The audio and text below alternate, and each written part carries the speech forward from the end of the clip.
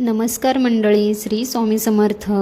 आपण सगळेच जण कधी ना कधी म्हणतो मी कुणाचं वाईट केलं नाही तरी मला दुःख का, आणि कधी कधी असंही म्हणतो की तो माणूस एवढं वाईट वागतो तरी त्याला काहीच कसं होत नाही. तर मंडळी, या सगळ्या प्रश्नाचं उत्तर संतांनी एका शब्दात दिलं आहे, कर्म. संत म्हणतात, जसे पेरीसे बीज तैसे उगवे, पीक कर्माची गती अचूक असते, त्यात चूक कधीच होत नाही.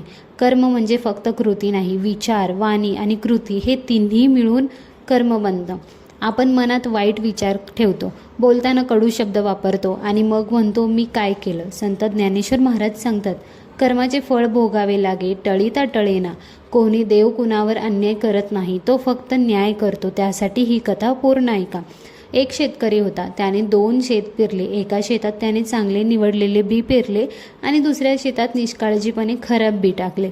काही दिवसांनी पहिल्या शेतात सोनेरी पीक उभं राहिलं आणि दुसऱ्या शेतात काटेरी तण उगवलं. शेतकरी देवाला दोष देऊ लागला, रडू लागला. तेवढ्यात वाटेने एक साधू जात होते. त्याने विचारलं, का रडतोय? शेतकऱ्याने सगळं सांगितलं. तेव्हा साधू म्हणाले, रडू नकोस, हे देवाचं नाही, हे तुझ्याच कर्माचं फळ आहे. बघा, आपण आज जे बी पेरतो उद्या त्याची फेड तशीच मिळते. संत तुकाराम महाराज स्पष्ट सांगतात, आपले कर्म आपणासी टळेना, देव कोणासी. आपण कुणाला फसवलं, कुणाला दुखवलं, कुणाशी दगा केला तर तेच आपल्याकडे परत येत असतं. आपण प्रेम दिलं, मदत केली, क्षमाशील राहिलो तर तेही आपल्याकडे परत येतं. त्यासाठी आपण अजून एक कथा बघणार आहोत. एक राजा एका साधूकडे गेला आणि म्हणाला, माझ्या आयुष्यात सतत संकटे का येत असतात? साधू म्हणाले, राजा, तू मागील जन्मी न्यायाधीश होतास.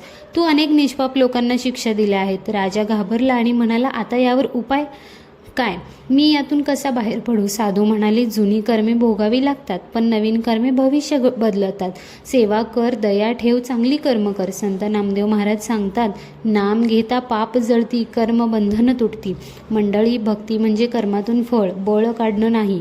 भक्ती म्हणजे कर्म शुद्ध करणं. त्यासाठी नामस्मरण करा, निष्काम कर्म करा, अहंकार सोडा, मग कर्माचा फेरा आपोआप सैल होतो. लक्षात ठेवा, आजच कालचं कर्म आहे आणि आजचं कर्म हे उद्याचं भविष्य आहे. संत तुकाराम महाराजांचे शब्द लक्षात ठेवा, जे जे आपणासी केले ते आपणास आले. तर चला तर मग चांगला विचार करूया, चांगली वाणी बोलूया आणि चांगले कर्म करूया. मग पहा, कर्माचा फेरा आपल्याला दुःखातून सुखाकडे नक्की नेईल.